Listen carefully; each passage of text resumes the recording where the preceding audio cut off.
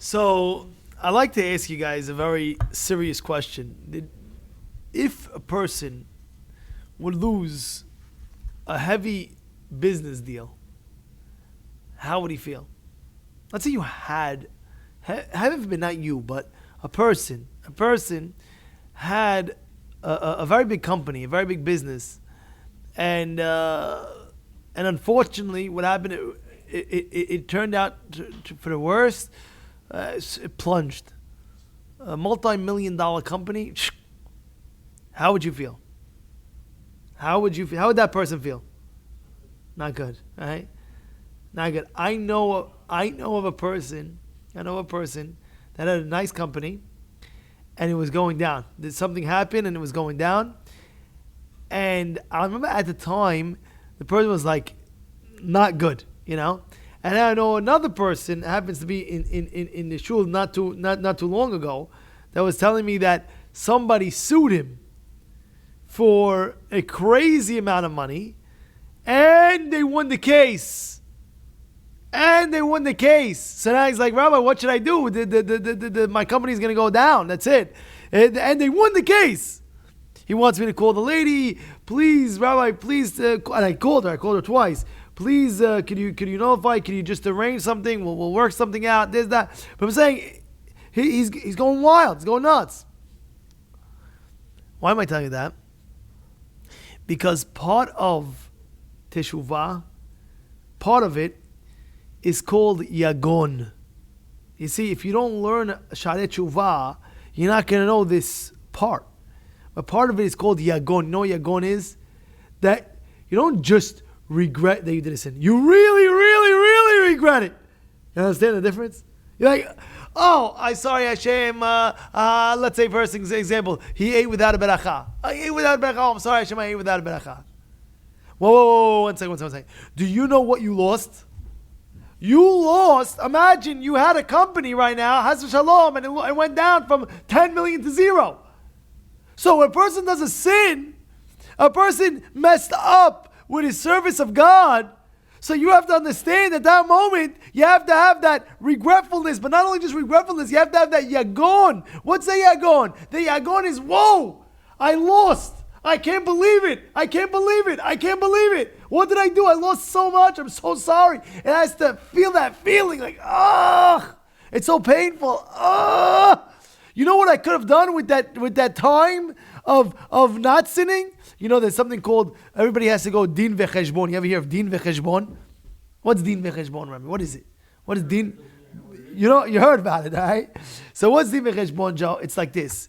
There's din, there's a judgment, and then there's a calculation for that judgment. So the Gaon Mevilna used to explain this. What are you talking about? It should be cheshbon v'din. What does cheshbon mean and what does din mean? Cheshbon means we do a calculation, and then we judge you through the calculation. Correct? Yes or no? Again, what does it say? We do din v'cheshbon. We judge you, and then we do the cheshbon, we do the calculations. No. It should be do the calculations and then judge me. You get the question, Joe? So the Gaon of Vilna will explain like this. He would explain, first we do the din. What's the din? Oh, he did this. Oh, he did that. And then we do cheshbon, the calculation, what he could have done if he wasn't sinning at that time. You get the cheshbon? You hear what's going on? Judge him. Well, what's going on? The judge, din. This is the din. So what's the cheshbon? What's the calculation? What are you calculating? You just did the din. We're calculating in that sin that a person have done. What'd you lose? How much more mitzvot you could have gained and done at the time of a sin? You could have done this and you could have done that. 2 hours, you're doing shtuyot. You know what you could have done in those 2 hours? So that's what he's saying. The cheshbon of what you could have done. And that's why it's part of the Teshuvah process, because HaKadosh Baruch Hu takes that into consideration. You're doing tikkunim.